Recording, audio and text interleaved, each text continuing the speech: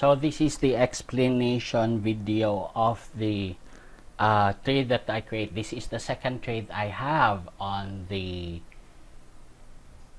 week, on the first week of October. So I'm still finding a head and shoulders pattern where I could implement my money management strategy, but however, wala pa akong nahahanap.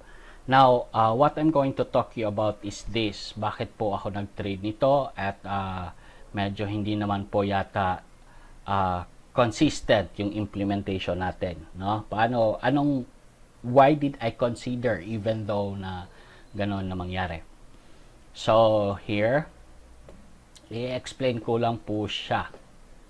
So, dito, as we could see, yes.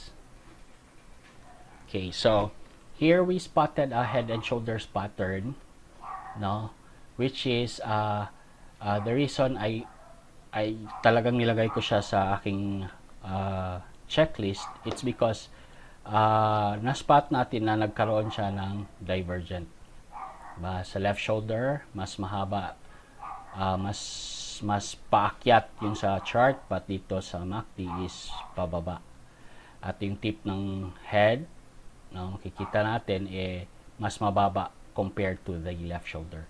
So from this, we are just waiting for the right moment, no?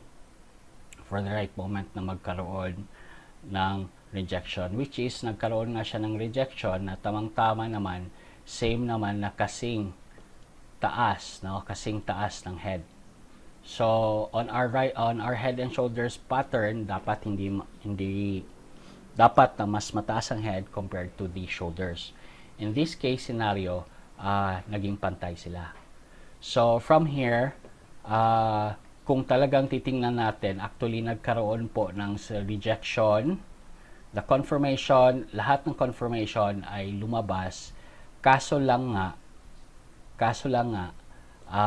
when we go to the 15 minutes time frame, no, ang rejection na ito dito lumabas, pag sinukat mo na to, sumasablay na siya ng laki.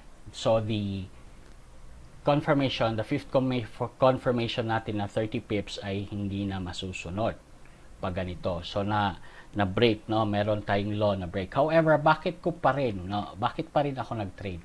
It is for the reason po, meron pong double tip. Yan.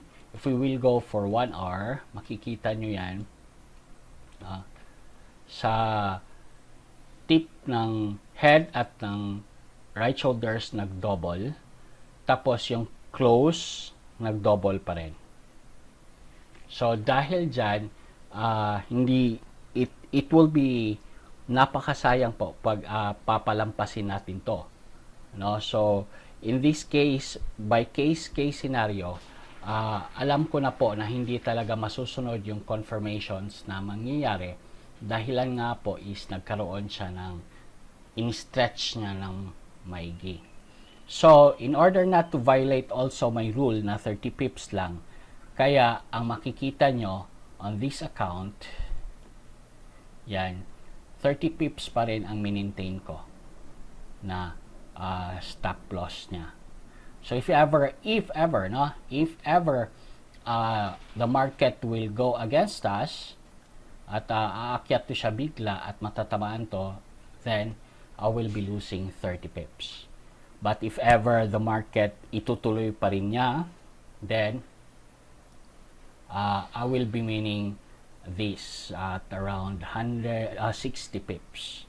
Tapos nagkaroon po tayo ng first take profit na 25 pips. So from that alone, makikita natin na confident pa rin ako na it will really hit kahit isa sa take profit natin, dahilan din po sa mga double tapping niya. No? Dahil din sa mga double tap niya, double tap na ganon. Plus, if makikita nyo ito, if we go for the higher time frame, like in the 1 day, mapapansin nyo, di ba, nag-break, tapos bumalik. So, bumalik siya sa support and resistance niya. So, this is a very good place to start for a trade.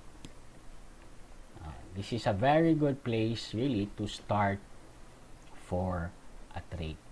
So from here po, although we have violated one of the confirmation, but then again, meron po tayong supported naman na matibay kung bakit pa rin tayo nag-trade ng ganon.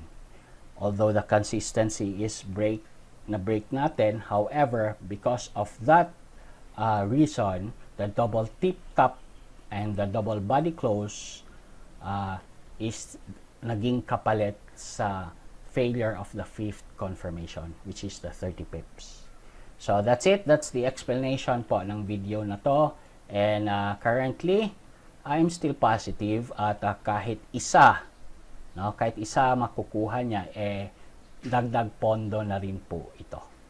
So I'm Uling Cyril, and this is my second trade for this week. Salamat.